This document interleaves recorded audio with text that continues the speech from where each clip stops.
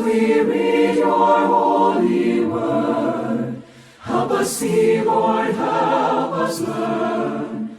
Holy Spirit, from its pages lead the way, lead the way.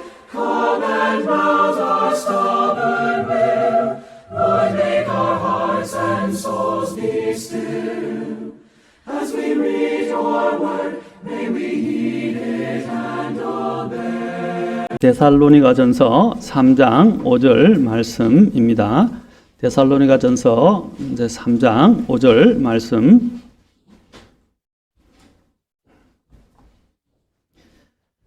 자, 한 음성으로 우리 봉독하도록 하겠습니다.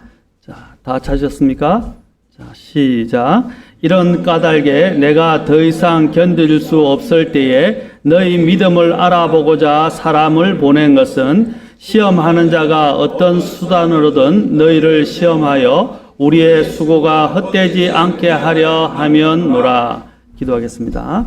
하나님, 오늘 이 주님의 날 주일에 저희들이 함께 모여 경배하고 찬송하고 또 하나님 이 경배의 가장 중심인 하나님의 말씀을 듣게 될 때 주님 성령께서 우리의 마음들을 다스리시고 또 깨닫게 하시고 인도해 주셔서 하나님의 말씀을 이해하고 또 그 말씀에 따라 살아갈 수 있도록 힘과 능력과 지혜를 더해 주시기를 원합니다.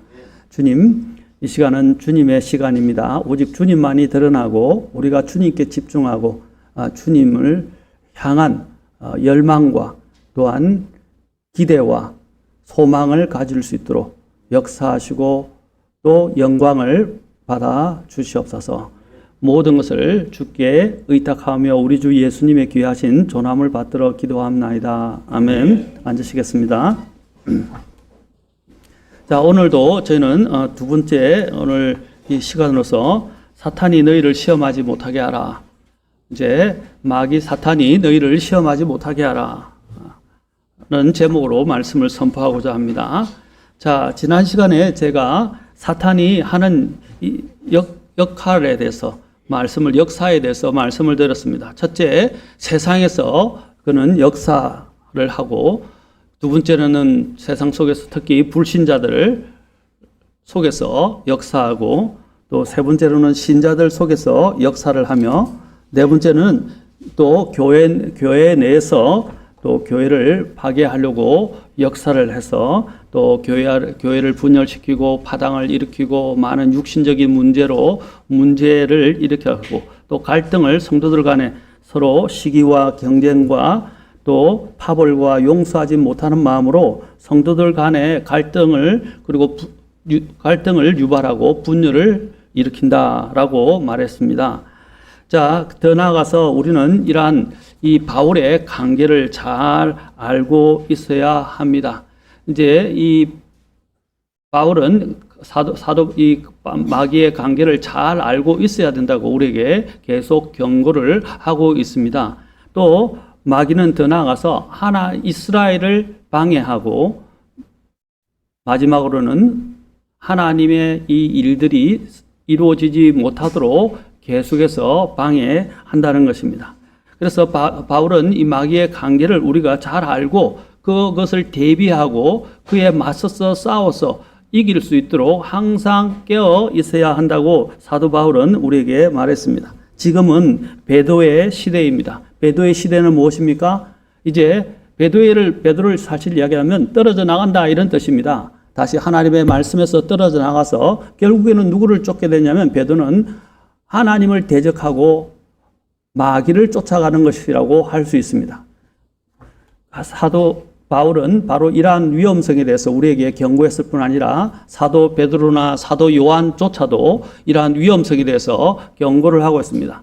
베드로에 대해서 가장 잘 이야기하고 있는 성경이 유다서와 베드로 후서인데 유다서와 베드로 후서에서 얼마나 적나라하게 그들이 활동하고 역사하는지에 대해서 이야기하고 있습니다. 그 배후에는 누가 있는 것입니까? 사탄이 있는 것입니다. 사탄이 뒤에서 다 모든 것을 조장하고 또한 사람들을 선동하고 자극하고 유혹하고 시험에 빠뜨리는 것입니다. 여기에 있는 디모데에게 사도 바울이 이 더욱더 조심해야 될 것을 말한 이유는 바로 이러한 사탄이 얼마나 간악하게 간교하게 역사하고 있는가를 사도 바울은 너무나 잘 알고 있었기 때문에 디모데에게 목회를 하고 있던 에베소 교회에서 목회를 하고 있던 디모데에게 경고를 한 것입니다. 사도 바울도 또한 이러한 가운데서 이 데살로니가 교회 성도들에게 가고자 했었지만 사탄이 방해했다고 데살로니가전서 2장 18절에서도 말하고 있습니다. 그래서 사탄의 방해로 그는 가고자 했지만 가지 못했고 또 그 교회 안에도 많은 시험거리들을 주어서 사탄이 교회를 어지럽히고 성도들이 주님께 집중하지 못하도록 만들고 심지어는 교리적인 거짓 교리들이 들어오게 됐습니다. 특히 예수님의 재림과 관련된 잘못된 교리들을 집어넣어서 사람들이 막 혼란 속에 빠지게 만들었던 것을 우리는 데살로니가전서 5장과 데살로니가 후서를 통해서 보게 됩니다. 결국에는 그 사탄이 어떠한 형태로 나타납니까? 전 세계를 통치하는 독재자로서 등장하게 될 것이라고 말하고 있습니다. 여러분, 요즘은 디지털, 그렇죠? 디지털 시대이죠. 디지털이 또 아주 이제 AI가 나타나면서 했는데, 목사님들과 제가 여러 목사님들과 같이 교제하면서 그분들도 다 염려하는 것이 뭐냐면, 마지막 날에 사탄이 바로 이 AI를 사용해서 이 세상 사람들을 다 통치하게 될 것이다. 여러분, 디지털 화폐가 이제 준비되고 있죠? 이제 디지털 화폐로 넘어가게 됩니다. 이제 디지털 화폐뿐 아니라 이 디지털 공산주의가 들어서게 됩니다. 공산주의가 오는 게 아니라 지금부터 시작되고 있어요. 그래서 철저한 요즘은 감시와 통제가 이루어져요. 여러분, 요즘 또 여러분 동거래 할 때도 어떻게 해요? 요즘 동거래 할 때도 하나 다, 그렇죠. 모든 것들을 제대로, 특히 요즘 우리나라는 상속법과 관련해서 상속법도 있죠. 그 다음에 또 정려 문제가 있죠. 이런 정려와 상속의 문제가 점점 강화되고 있고, 이 부분들을 어떻게 해요? 심지어는 요즘 그런 세무 그 강의들이 많이 나타나고 있습니다. 뭐라고 합니까? 자녀들에게 돈을 줄 때도 그것을 왜 주는지, 뭐 때문에 주는지 다 기록을 하라고 이야기합니다. 왜냐하면 나중에 세무조사가 들어오면 세무정빙이 온다는 거죠. 자, 이것은 뭘 말해주냐? 하나는 바로 이러한 부분들이 하나하나 다 추적되고 감시되고 있다는 것을 말합니다. 이제 디지털 화폐가 되면 이제는 여러분 현금이 없어지면 불법적인 거래나 잘못된 거래가 이제 있을 수 없게 됩니다. 물론 좋은 일이기도 하죠. 그러나 그런 불법적이고 잘못되진 스미싱이라든지 피어싱이라든지 그죠? 이러한 잘못된 피싱이라든지 이런 잘못되진 이러한 부분 때문에 법이 강화되는 것도 있지만 이것을 빌미로 해서 점점 어떤 일이 일어나겠습니까? 이 세상에 있는 사람들을 감시하고 통제하는 사회로 가게 되고 점점 디지털 사회주의로 갔다가 디지털 공산주의가 일어나게 된다는 것입니다. 그때 그 공산주의로서 그 주의를 통치하는 자가 일어나게 되는데 그 통치하는 자가 누구입니까? 예, 적그리스도라고 말하고 있어요. 사탄이 육화돼서 나타난 존재가 적그리스도입니다. 그 적그리스도가 이 세상을 통제하고 다스리게 될 것이라고 말하고 있습니다. 그때 되면 하나의 종교, 하나의 정치, 하나의 경제 사회를 이루게 될 것이고 종교도 통합하게 됩니다. 왜 우리가 이런 다른 기독교 교단 교회들과 같이 합류하지 않고 독립적인 교회를 하느냐? 그리고 왜 우리가 기독교 이와 같이 함께 이런 교회 일치 운동에 참여하지 않느냐? 우리가 그걸 교회 일치 운동을 에큐메니칼 운동이라고 합니다. 왜 에큐메니칼 운동에 참여하지 않습니까? 그것은 바로 하나님의 말씀을 어기는 것이에요. 교리나 진리에 상관없이 무조건적인 사랑과 관용, 포용이라는 주제하에서 화합이라는 주제하에서 미명하에서 서로 함께 같이 가자고 이야기하는 것은 성경적이지 않습니다. 앞으로 가면은 점점 더 좁은 문이 되고 좁은 길에 들어서는 것이며 점점 더 하나님은 아까 우리 집사님이 기도했지만 제가 설교 가운데도 이야기했지만 마지막 날들에는 믿음을 찾아볼 수 없게 되는 것입니다.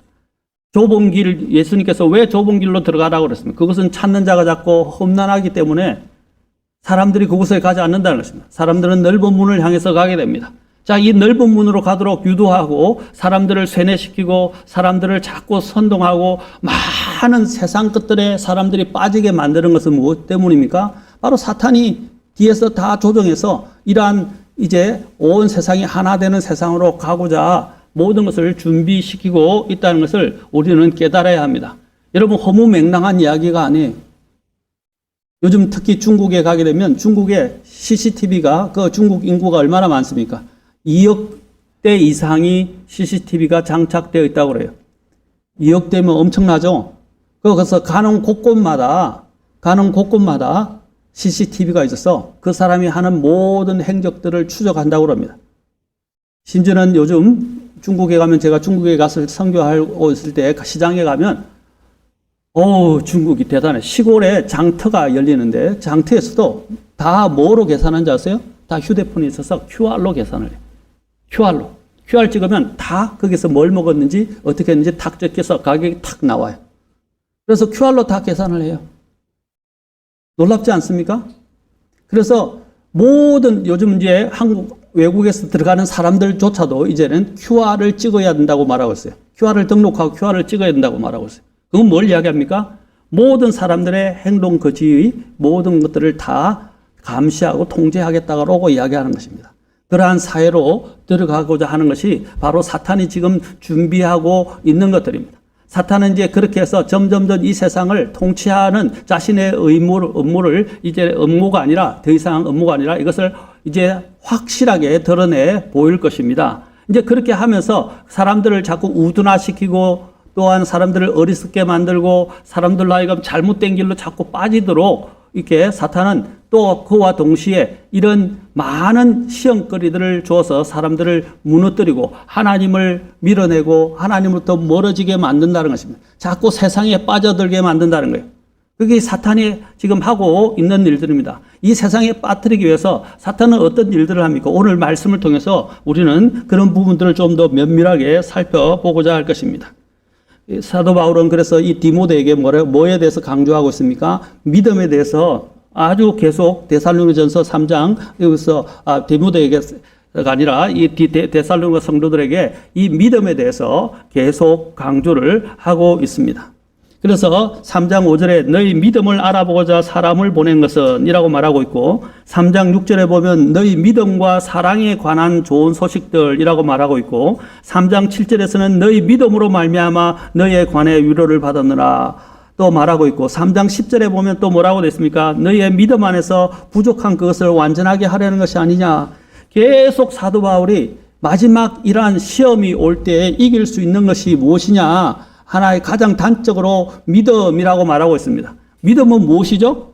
믿음은 나의 신념이나 내가 하고자 하는 것들을 이렇게 자기 확신이 아니에요. 믿음은 무엇입니까? 바로 하나님의 말씀을 의지하고 붙들고 그것을 의지하여 나아가는 것이 믿음입니다. 믿음은 들음에서 나오며 들음은 하나님의 말씀에서 나느니라 라고 말씀하셨어요. 믿음은 하나님의 말씀에서 옵니다. 나중에 우리가 시험을 이기는 방법을 통해서 배우겠지만 하나님의 말씀을 우리는 계속 내 마음속에 간직해야 돼요. 말씀을 들고 다니는 장식품이 아니라 말씀이 내 마음에 새겨지고 내 마음 안에서 간직하면서 우리는 걸어가야 이 사탄의 시험을 이길 수 있다는 것입니다. 그래서 마지막 날들에 승리하는 사람들은 바로 이 믿음, 예수 그리스도를 믿는 믿음, 하나님의 말씀을 붙드는 믿음 안에 있는 자들이 승리하게 될 것임을 말씀하고 있다는 사실입니다. 그리고 이 시험을 이겨낸 사람들에게 하나님이 약속하신 것이 있는데 그 약속하신 것은 무엇입니까? 바로 하나님께서 그에게 상급을 주신다고 말씀하고 있습니다.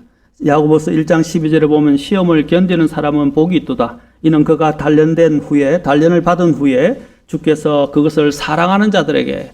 자, 이 시험을 받을 때 이 시험을 이길 수 있는 또한 마음의 동기에 대해서 이야기합니다. 아까 믿음이라고 말했는데 그 믿음 안에는 뭐가 포함되어 있냐면 하나님을 사랑하는 것이 포함되어 있어요. 하나님을 사랑하면 이 시험을 이길 수 있다는 것입니다. 그래서 야고보서 1장 12절에서 말하잖아요. 시험을 견디는 사람은 복이 있도다. 이는 그가 단련을 받은 후에 주께서 그분을 사랑하는 자들에게 라고 말하고 있어요. 어떤 자들에게? 그분을 사랑하는 자들에게 약속하신 생명의 왕관을 받을 것이다 라고 했어요. 주님을 사랑하는 자들은요, 주님을 믿고 더욱 신뢰하게 됩니다. 그러면 이러한 우리에게 오는 각종 시험들을 우리는 이길 수 있게 된다고 말하고 있습니다. 요한일서 5장 4절에서는 세상을 이기는 승리는 이것이니 곧 우리의 믿음이니라 라고 말하고 있습니다. 그리고 베드로전서 4장에서는 이 믿음이 올 때, 이런 시련이 올 때에 어떻게 하라고 그랬어요? 불같은 시련에 대해서 그것을 이상한 일이 일어난 것처럼 이상히 여기지 말라. 베드로전서 4장 12절에서 말합니다. 4장 13절에서는 오히려 너희가 그리스도의 고난들에 참여한 자들이므로 기뻐하라 라고 말하고 있습니다. 기뻐하라. 그리고 야고보서 1장, 아까 읽었던 1장 2절에서도 내 형제들아 너희가 여러 가지 시험들에 빠질 때 그것을 다 기쁨으로 여기라 라고 그랬어요. 우리는 이유를 알 수 없습니다. 많은 어려움들이 옵니다. 그러나 하나님은 선하시고 하나님은 나를 위하고 계시고 하나님은 나를 사랑하시며 하나님은 나를 위해서 완전한 것들을 우리가 예비하고 있다는 믿음을 갖게 된다면 이 시험 또한 어떻게 내게 닥쳐오는 시련들을 달게 받고 그걸 견디게 된다는 것입니다. 그래서 아까 시험을 견디는 사람은 복이 있도다라고 말하고 있어요. 견디는 사람은 어떤 사람이라고 말했어요? 아까 야고보서 1장 12절에서 그분을 사랑하는 자들이라고 말하고 있다는 것입니다. 여러분 시험 올 때 우리는 그것을 기쁨으로 받아들이기 어렵지만 하나님을 믿는다면 하나님이 나를 위하고 계시고 하나님은 나를 최선으로 인도하고 계시며 하나님은 나를 위한 완전한 모든 계획과 모든 길들을 갖고 계시고 가장 좋은 것을 주시고자 원한다는 것들을 내가 믿는다면 그 시험들을 어떻게 합니까? 견디게 된다는 것입니다. 그리고 그것을 유혹에 빠지지 않고 믿음으로 소래를 보지만 지금은 당장은 어렵지만 믿음으로 그것들을 이겨나가고 견뎌낸다는 것입니다. 그래서 타협을 생각하지 않는다는 거예요. 오늘날 가장 큰 문제가 뭡니까? 타협하는 거예요. 신앙적으로 교리적으로 타협하는 것뿐 아니라 실제적인 우리의 신앙생활에서도 우리는 얼마나 많은 이 세상과 적절하게 대충 적당하게 하는 적당주의로 타협을 하고 있습니까? 이런 타협주의가 사실은 사탄에게 미끼를 무는 것과 같은 거예요. 그걸 물 때는 그냥 아무것도 아닌 것처럼 생각하지만 한번 덥석 물기 시작하면 걸려드는 거예요. 마치 낚싯줄에 밑밥을 깔아가지고 어떻게 고기를 유인해서 고기들이 그 밑밥에서 그 안에 낚시 고리가 그렇죠 있다는 걸 알지 못하고 낚시 바늘이 있다는 걸 알지 못하고 그걸 자꾸 하다가 탁 걸려서 어떻게 해요? 그때 탁 낚아채면 어떻게 해요? 예, 바로 걸려서 빼도 박도 못하게 되는 것과 같은 것입니다. 사탄은 우리 주변에 엄청난 밑밥을 깔아놨어요. 밑밥을 깔아놔서 그것을 통해서 그 향내를 맡고 그것에 자극을 받고 유혹을 받아서 그것으로 빠져들게 만든다는 거예요. 그러나 그 밑밥을 무는 순간 어떻게 해요? 여러분은 이제 올무에 낚시 바늘에 걸려드는 것입니다. 사탄의 낚시 바늘에 걸려든다는 거예요. 그런데 각 사람들이 다 취향이 다 다르죠. 취향이 다르지만 사탄은 여러분들이 어떤 취향을 갖고 있는지, 무엇을 좋아하는지, 여러분들의 선호도까지도 다 파악하고 있다는 거예요. 모든 걸 다 알고 있다는 거예요. 그래서 사탄이 공격할 때 어떤 걸 공격합니까? 가장 여러분의 약한 부위.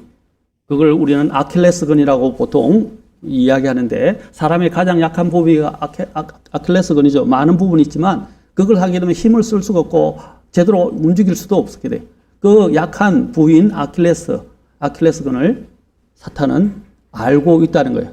그래서 사탄은 그것을 건드리고 그것을 무너뜨려서 우리가 사탄에 의해서 끌려가도록 힘을 쓰지 못하도록 만든다는 것입니다. 사탄 마귀가 그리스도인을 시험하는 것들은 어떤 것입니까? 마귀가 그리스도인들에게 주는 시험은 구체적으로 어떤 것들이 있을까요? 먼저 우리는 사탄이 예수님을 무엇을 가지고 어떤 식으로 시험했는지 알아볼 필요가 있습니다. 사탄 마귀는 하나님의 아들이신 주 예수님까지도 시험을 했습니다.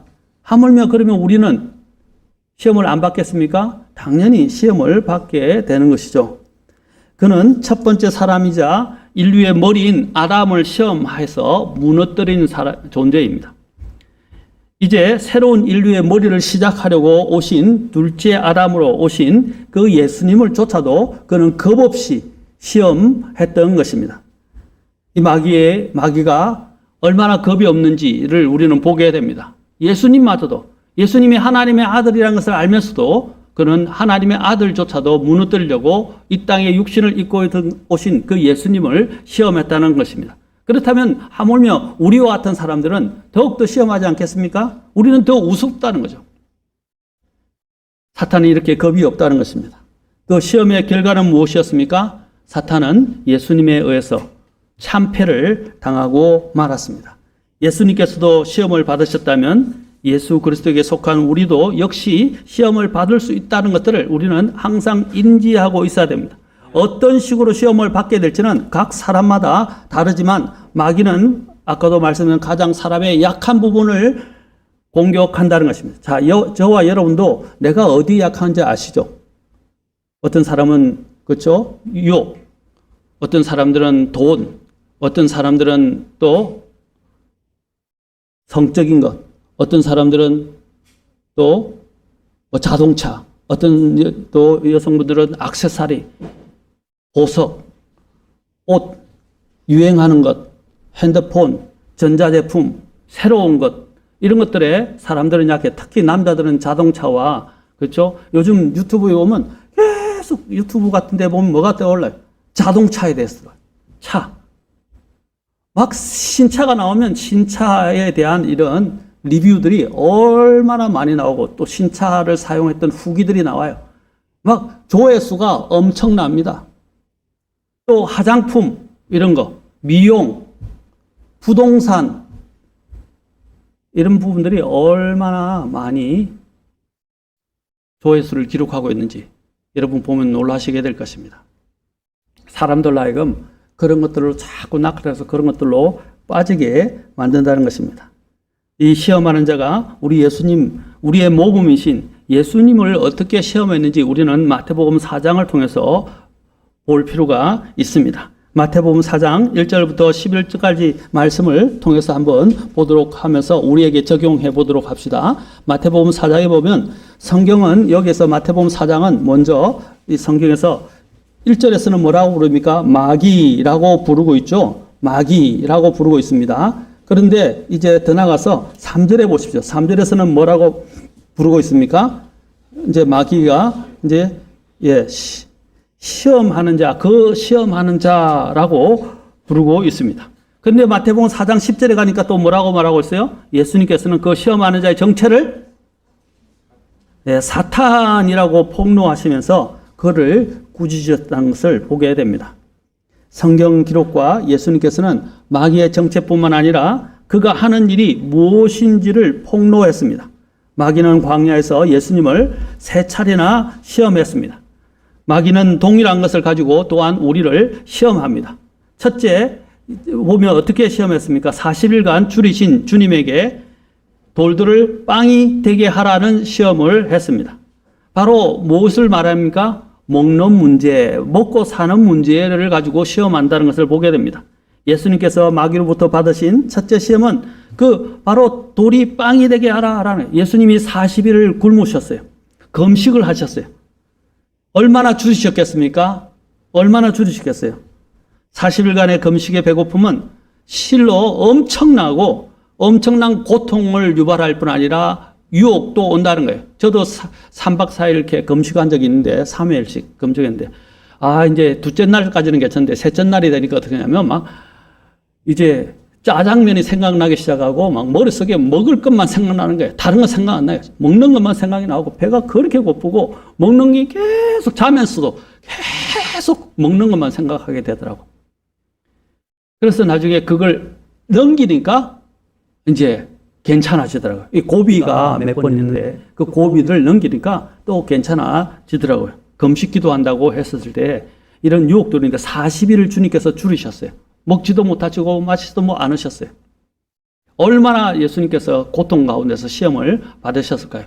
인간의 극한의 한계를 주님께서는 시험하셨던 것입니다. 예수님은 그럴 필요가 없으신 분이에요. 그런데 왜 예수님께서 이렇게 하셨을까요? 우리의 성경을 이해하고 우리의 한계를 주님께서는 테스트 받으신 거예요. 인간의 육신의 가장 극단의 한계를 예수님께서는 이미 우리를 대신해서 시험을 받으셨다는 사실입니다. 그러나 예수님께서는 지지 않으시고 그것을 통과하시고 이기셨습니다.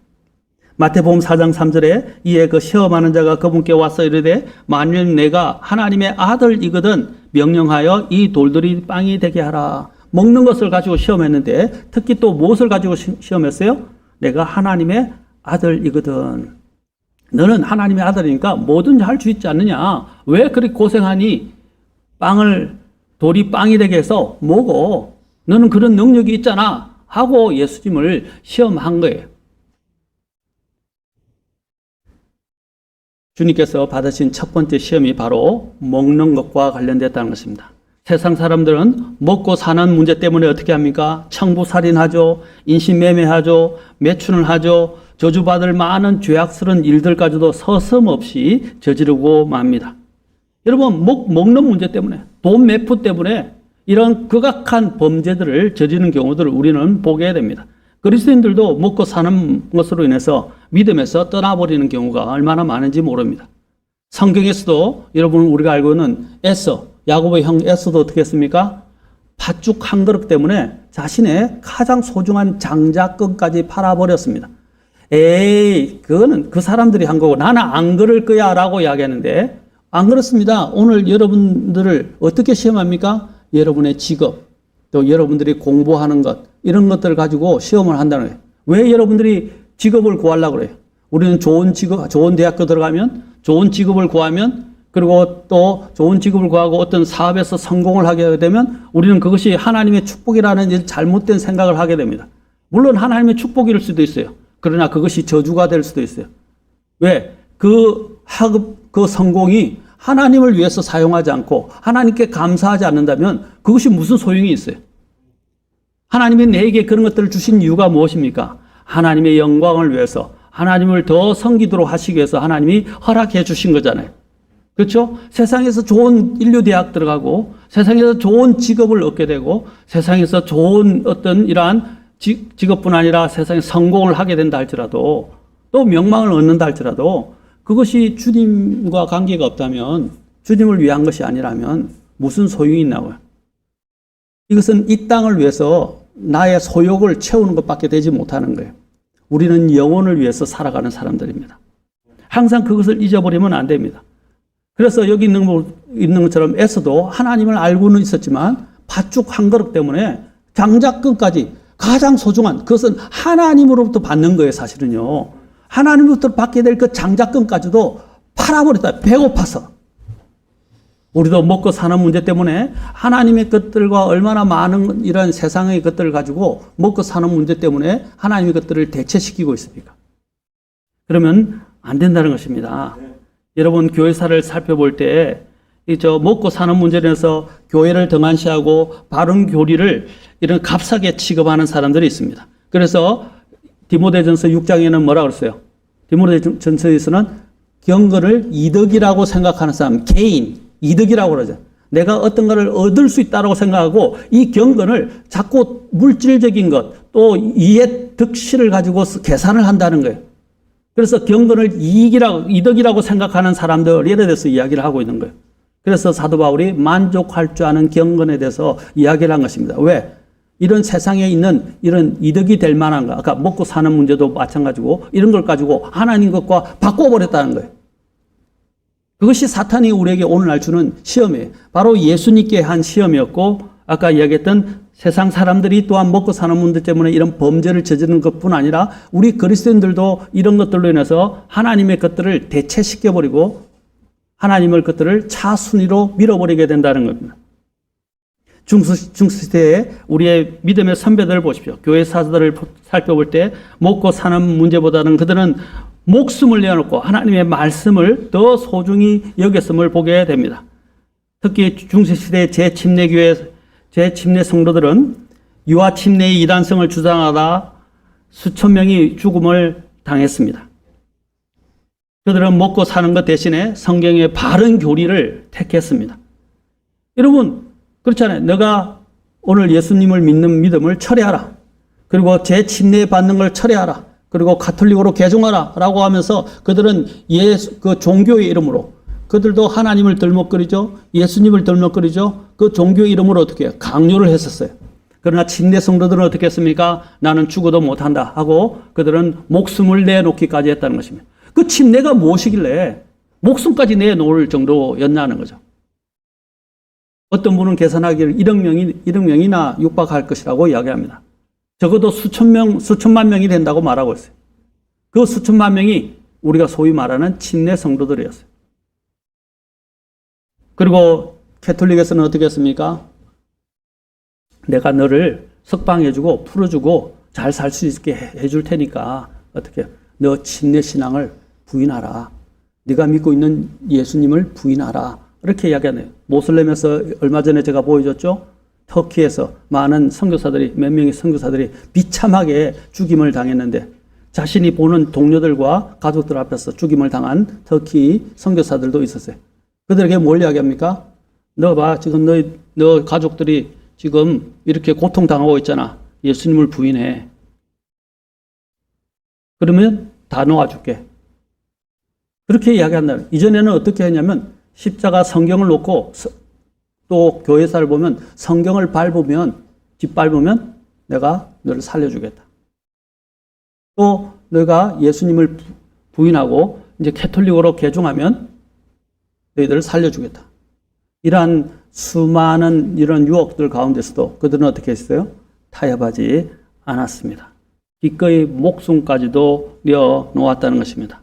오늘날 소위 교회에 다니는 사람들에게 당신의 성경에 빠진 구절과 오역이 있다고 하는데도 불구하고 나는 괜찮아요. 문제가 되지 않아요. 나는 그냥 구원받았으니까 다 됐어요. 라고 이야기하면서 그게 무슨 상관이에요. 그냥 내가 열심히 믿고 내가 섬기면 되는 거지 라고 말하고 있습니다.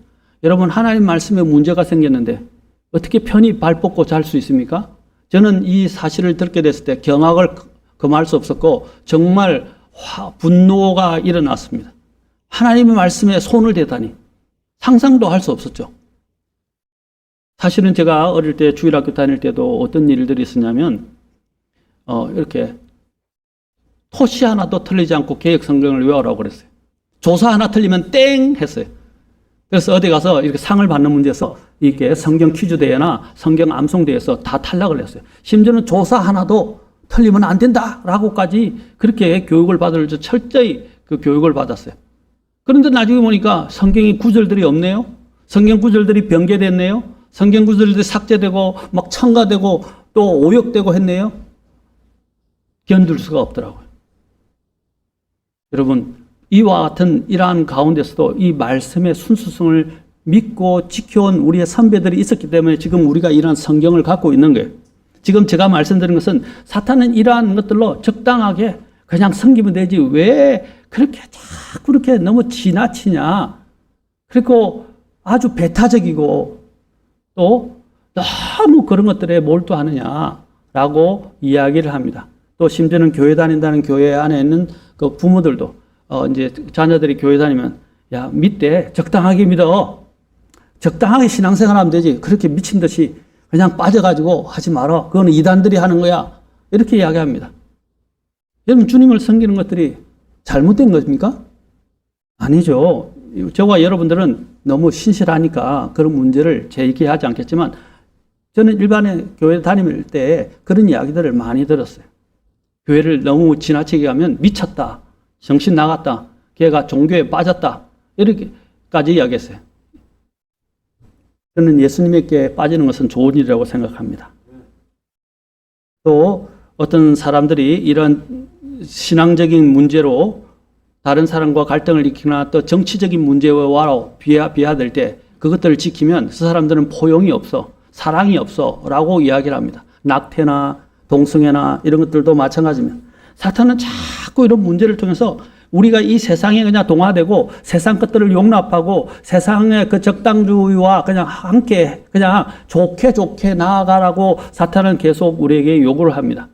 특히 가장 대표적인 게 뭡니까? 먹고 사는 문제를 가지고 이야기한다는 것입니다. 최초의 사람이던 이분은 마귀로부터 무엇을 시험받았습니까? 그가 선악과를 보았을 때 무엇이었습니까? 먹기에도 좋았고 라고 말하고 있죠. 먹는 것으로 시험을 했다는 것을 보게 됩니다. 먹는 것으로 하나님의 말씀을 의심하게 만들었습니다. 이것이 바로 오늘날도 오늘 우리에게 하는 것입니다. 여러분, 사탄이 시험하는 것은 크게 세 가지로 요약이 돼요. 요한일서 2장으로 가서 우리가 한번 봅시다. 2장 크게 세 가지입니다. 자, 크게 세 가지로 이야기를 할 수 있어요. 자, 요한일서 2장으로 가서 우리가 한번 살펴봅시다.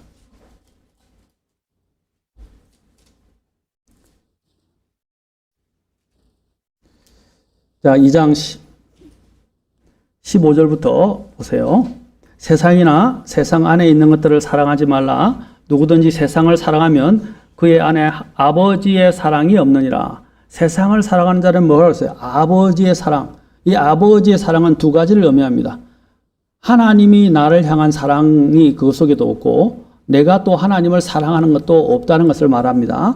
그래서 아버지의 사랑이 없느니라. 이는 세상에 있는 모든 것. 자, 같이 읽어봅시다. 세상에 있는 모든 것이 뭐라고요? 육신의 정욕과 안목의 정욕과 인생의 자랑이 아버지에게서 나지 아니하고 다만 세상에서 나기 때문이라. 또 세상도 그것의 정욕도 사라지되 오직 하나님의 뜻을 행하는 자는 영원토록 거하느니라. 자, 여기서 세 가지가 나오죠. 뭐가 나오죠? 육신의 정욕, 안목의 정욕, 인생의 자랑. 마귀가, 사탄이 이브를 시험했을 때 이 세 가지를 가지고 시험했어요. 그래서 첫 번째 우리 사람이 최초의 인류가 실패하게 됐어요. 예수님을 시험한 것도 이 세 가지를 가지고 시험을 하는 거예요. 아까 뭐라 했죠? 빵이 돌들이 되게 하라 라고 이야기를 했죠. 두 번째로는 뭐라고 그랬습니까? 이것이 육신의 정욕이에요. 두 번째는 무엇입니까? 예, 이 세상의 만물을 보여주면서 너가 나에게 경배하면 이 세상 왕국들을 너에게 주겠다라고 이야기해요. 뭐예요? 안목의 정욕이죠. 그 다음에 너가 저 높은 곳에서 뛰어내리라. 그러면 천사들이 와서 너를 받쳐주리라. 그것은 무엇을 이야기합니까? 예, 생의 자랑을 이야기해요.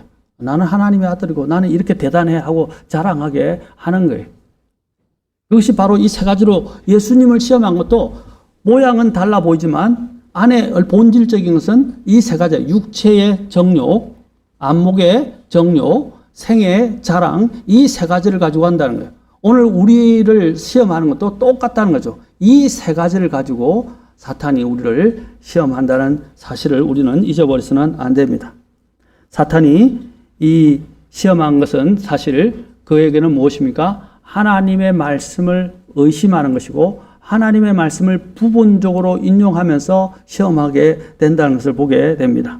사탄은 거짓말을 능수능란하게 사용하는 자입니다. 그래서 그를 뭐라고 말합니까? 예수님께서는 거짓의 아비다라고 말하는 것입니다. 거짓말의 아버지라는 거예요. 그리고 그는 살인자입니다. 시험은 항상 의심을 던져주고 거짓 것을 던져주고 그것을 확신하게 하는 것이 시험이라고 할 수 있습니다. 뭘 던진다고요? 거짓을 미끼로 의심을 던져줍니다. 그런데 그 거짓이 참과 비슷하게 해요. 그냥 무조건 아예 거짓말을 하는 게 아니라 참과 비슷한 말을, 적당한 것들을 미끼로 던져준다는 사실입니다. 그래서 성경은 마귀를 시험하는 자라고 부르는 것입니다. 시험의 목적은 무엇입니까?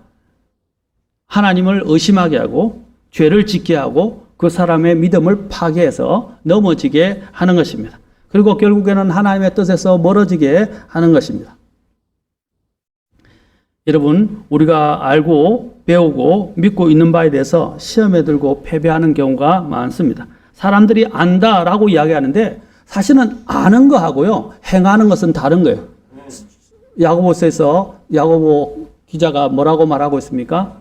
야고보서 기자가 행함이 없는 믿음은 죽은 것이라고 그랬어요. 너희가 아는 게 중요하잖아요. 행함이 없으면 안 된다고 말하고 있는 것입니다. 너희가 듣기만 하지 말고 뭐라고 그랬어요? 행하라 라고 말씀하셨어요. 행하지 않는다면 그것은 아는 게 아니에요. 실제적으로는 아는 게 아니에요. 아는 것은 무엇입니까? 진짜 아는 것은 그것을 가지고 행하는 것입니다. 성도들 가운데 사람들이 주일에 예배에 참석해야 된다는 것을 잘 압니다. 제가 주님의 날이라고 말씀드렸죠. 그런데도 어떤 문제가 생기면 아랑곳하지 않고 언제든지 빠질 준비를 하고 있는 성도들이 있습니다. 또 성경을 읽고 기도하고 전도하고 또 이렇게 우리가 하나님을 섬기는 일들을 해야 한다는 것을 알면서도 사람들은 이것을 또 자신들의 어떤 문제가 생기면 그냥 등한시하고 게을리하는 경우들이 있습니다. 믿고 있는 것이 중요한 게 아니라 믿고 있는 바를 그것을 가지고 실행하는 것이 진짜 믿음이에요. 믿음은 무엇입니까? 내 자신이 확신하고 내 자신이 그것을 의지하는 것까지 이야기하는 것입니다. 사탄은 이런 많은 주변에 있는 것들 가지고 우리를 자꾸 이렇게 자극하고 유혹을 하게 됩니다. 여러분, 마귀가 광야에 계신 주님께 찾아왔듯이 또 첫 번째 사람 아담과 이브에게 찾아왔듯이 오늘날 우리에게도 집요하게 찾아오고 우리의 가장 약한 부분들을 계속 건드린다는, 그리고 속삭이면서 우리로 그 시험에 빠져들도록 해야 한다는 것입니다. 우리가 이러한 부분에서 주님께서는 무엇을 말씀하십니까? 신실할 것을 말씀하십니다. 특히 시험을 당하는 자들에게는 신실할 것을 말씀하십니다. 우리는 시험하는 자가 왔을 때 우리를 시험하는 것들이 무엇인지를 분별할 수 있어야 되고 그것을 또한 대적할 수 있어야 한다는 것입니다. 마귀의 시험은 다양합니다. 베드로전서 1장 6절에는 뭐라고 했어요? 지금은 필요가 있어 너희가 여러 가지로 시험으로 잠시 근심하고 있다고 그랬어요. 자, 여기서 여러 가지로 말하고 있어요. 그 사람들의 뭡니까? 다 약한 부분을 아니까 그 약한 부분들을 사탄은 알고 있다가 나중에 그 사람이 믿음이 좀 열심히 하려고 그러면 그 부분들을 공격해서 그 사람이 넘어지게 하고 믿음 안에서 더 나아가지 못하도록 만든다는 것입니다. 그리고 또한 주님께서 뭐라고 말씀하셨어요? 여기서 필요가 있어 라고 말하고 있어요. 이것은 하나님의 허락하신 속에 있다는 것입니다. 하나님이 우리를 미워서가 아니라 우리를 악으로 빠뜨리기 위해서가 아니라 하나님은 우리를 더 세우시기 위해서 더 단련하시기 위해서 이런 것들을 허락하신다는 거예요. 우리의 필요를 위해서 허락하는 거예요. 저도 우리 자녀들을 시험할 때가 있어요. 제가 제대로 순종하는지 안 하는지, 정말 하고자 하는지 안 하는지 제가 아이들을 시험할 때가 있었어요. 그것은 뭐냐면 아이들의 이러한 마음가짐, 순종하려고 하는지, 정말 아빠 엄마를 사랑하는지 그걸 제가 테스트하는 거예요. 그것이 하나의 일종의 시험하지만 악으로 시험한 건 아니에요. 그것을 해서 그 마음이 어디를 향하고 있는지를 보고자 하는 것입니다. 하나님께서도 우리에게 이러한 시험을 허락하실 때 바로 우리의 이러한 부분을 통해서 악으로 시험하는 것이 아니라 우리를 더 단련하셔서 정말 우리의 마음속에 무엇이 있는지를 하나님께서 시험하시는 것입니다. 여러분이 신명기를 보시면 신명기 광야와 관련해서 말씀하셨죠? 광야에 대해서 말씀하실 때 하나님께서 그들을 광야로 인도한 까닭이 무엇이었다고 말하고 있습니까? 자, 신명기 한번 6장으로 가서 한 번 더 보도록 합시다. 신명기 6장에서 우리가 보도록 합시다.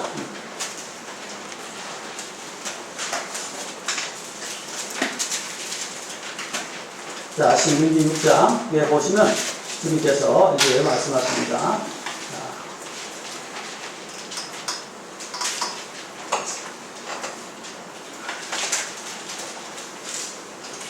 자, 신명기 8장입니다. 8장입니다. 자, 8장 2절.